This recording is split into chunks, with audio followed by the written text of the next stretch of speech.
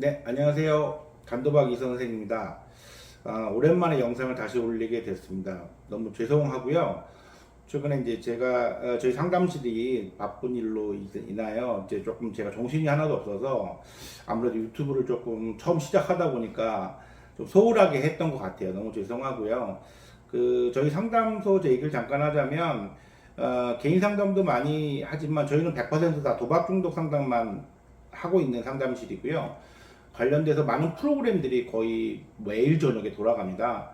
그런데 이제 이번 주 토요일부터 다시 또 새로운 가족 모임 프로그램과 대상자 프로그램이 진행되면서 조금 저희가 새로운 교육을 시도하는 입장이어서 제가 좀 그쪽에 신경을 많이 써서 이렇게 이제 좀 시간을 내기가 좀 어려웠고요. 연구 결과에 의해서도요, 이 중독, 특히나 이제 도박 중독에서 개인 상담도 되게 중요한 역할을 하지만, 이 중독 분야에서는 집단 프로그램, 집단 상담, 이런 것들이 효과성이 굉장히 좋다고 하는 연구 결과들이 상당히 많이 나와 있고, 이미 검증이 돼 있습니다. 뭐, 간단한 이유 하나만 말씀을 드리자면, 우리가 중독이 됐을 때는 나 스스로의 객관성이 굉장히 먼저 떨어지잖아요. 그래서 내 문제를 내가 보지 못한다는 거죠. 비유를 하자면 거울에 비친 내 모습을 못 보는 거예요. 부정을 하고 저항을 하게 돼 있죠. 중독이라는 병의 특성이 그렇습니다. 난 아니야. 난 다를 거야. 그런데 집단 프로그램을 하게 되면은요, 나의 모습이 1대1의 관계에서는 안 보였는데 타인의 집단 원들의 이 대화 속에서 내 모습을 보면서 본인의 중독 문제를 인정하는 경우들이 되게 많습니다.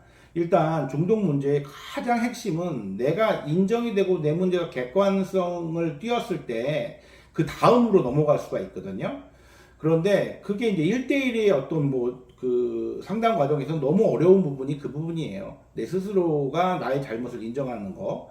그래서 집단 프로그램이 상당히 큰 역할을 한다는 거 여러분한테 말씀을 좀 드리고 싶고요.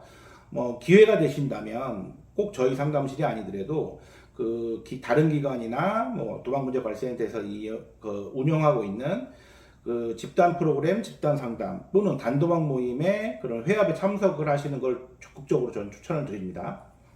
오늘 제가 또 다시 잠깐 말씀드리고 싶은 부분은 이제 도박 문제에 있어서의 빚에 대한 우리의 올바른 이해, 그 부분에 대해서 이제 말씀을 드리고 싶습니다. 그리고 썸네일도 좀 자극적일 수도 있겠지만 도박빚으로 내가 만 1억이란 빚이 있다. 그리고 요즘에 보이스피싱이 굉장히 지능화가 됐잖아요. 뭐 저는 이제 한번 당해본 적은 없지만 보이스피싱으로 인하여 굉장히 큰 손실, 또 1억이 생겼다고 칠게요. 뭐 그런 경우가 되게 많죠. 자, 그러면 이제 금액으로 봤을 때는 똑같은 1억의 부채가 생겼을 때 이게 같은 빚일까요? 금액으로 본다면. 그런데 전혀 다른 빚이죠. 제가 말하는 이 뜻은요, 이 빚에 초점을 맞추면 같은 빚이 된다는 거예요. 나의 경제적 손실을 회복하는 것. 이것이 도박 중독의 회복이 된다는 거죠.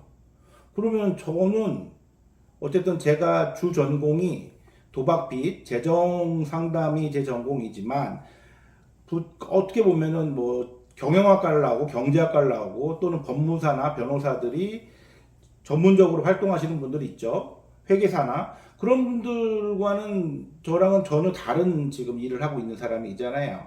그러면 그런 분들한테 상담을 받는 게 맞지 않겠습니까? 어떻게 하면 돈을 더 많이 벌 수 있을까? 어떻게 하면 빚을 빨리 갚아야 될까? 제가 말하는 빚 갚는 방법은요, 굉장히 어떻게 보면 꼰대스럽고 오히려 빚에 대한 이자를 더 낼 경우도 있고요. 가능한 작은 금액을 오랫동안 갚으라고 이렇게 말도 안 되는 얘기를 할 때도 있고요. 그렇죠. 같은 1억의 빚이라고 본다면, 그것을 나의 도박 문제라고 생각한다면 안 된다는 뜻을 말씀드리고 싶은 거예요. 그건 절대 내 도박 문제가 돈 문제 밑으로 깔리는 거죠. 돈 문제 밑으로 깔려서 예를 들어서 내가 도박을 하지 않고 1년 동안 열심히 또는 몇 년 동안 열심히 일해서 그 1억의 부채를 다 갚았다. 그렇다면 내 도박 문제가 사라지는 건가요? 도박 문제로 인한 그 빚만 갚은 것이? 그런데 그런 부분들 대부분은요, 그렇죠? 내 문제가 사라졌다고 생각하고 내 문제가 해결됐다고 생각을 하실 겁니다. 그래서 그렇게 되는 것도 어렵지만 또 다시 도박 문제가 재발이 되실 거고요. 도박 문제를 다루지 않았기 때문에 그렇죠. 그래서 가장 중요한 핵심은 어쨌든 간에 도박 중독이 나에게 준 상처의 그 흔적, 흉터죠. 흉터는 빚으로 남아있단 말이에요. 그러니까 대부분의 사람들이 도박 문제가 딱 생기고 나서는 이런 상담을 간다 하면은 또는 뭐 단도박 모임을 참석하라고 하면은 누가 그런 걸 조언을 해준다면 쓸데없는 얘기를 받아들일 수가 있겠죠. 내가 급하고 내가 해결해야 될 문제는 지금 당장 눈에 보이는 빚 문제인데, 그렇죠? 그 빚 문제를 얼마나 나에게 효율성 있게 합리적으로 빠른 시간 내에 해결하는 것이 자기가 지금 찾고 있는 답이라고 생각을 하는 겁니다. 굳이 뭐 보이스피싱으로 생긴 피해액이 아니더라도 내가 믿는 사람을 너무 가까운 지인을 믿어서 잘못된 뭐 부채를 보증 썼다. 그로 인한 빚. 그럴 수도 있겠죠. 그것도 다른 빚이잖아요. 그렇죠? 그렇기 때문에 어쨌든 부채를 갚는 것을 소홀히 해라. 이건 절대 아닙니다. 하지만 내가 단도박을 하고 내 도박 중독의 문제를 접근함과 동시에 비율로 따지자면 뭐 8대2, 7대3, 많이 보자면 6대4, 특히나 가정의 어떤 가장이시고 생활비에 문제가 생겼을 때는 조금 더 깊게 그 심각성에 따라서 재정 상담을 들어가는 경우도 있지만 어쨌든 도박 문제 해결을 하기 위해서 나의 정서적인 심리 치료나 정서적인 문제를 다루고 가는 과정 안에 우리의 그 치료 방법 안에 빚 해결 방법이 들어가야 된다는 거죠. 그래서 뒷부분에서도 말씀드리겠지만 부채를 오랫동안 갚아나가는 그 과정들이 나에 대한 문제를 인식하고 경각심을 갖게 하는 그런 역할도 해주는 것이고요. 예. 그래서 어떠한 이거에 대한 구분을 분명히 하셔야 되는 거고요. 그래서 이제 개인 상담을 오거나 단도박 모임을 참석하셨을 때 처음에 실망하고 나오신 분들이 대부분 하는 말들이 무슨 말씀이시냐면 나한테 도움이 되는 말을 한마디도 안 한다. 내가 원하고 내가 힘들어 죽겠는데 그거에 대해서는 아무런 상담사나 모임에서는 그 부분은 그렇게 중요하다고 생각하지 않는다.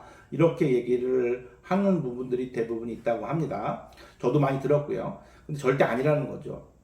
중요한데 도박 중독 문제를 다루는 것보다는 중요하지 않다. 그 안에 포함되어 있다. 이렇게 좀 해석을 하셨으면 좋겠고요.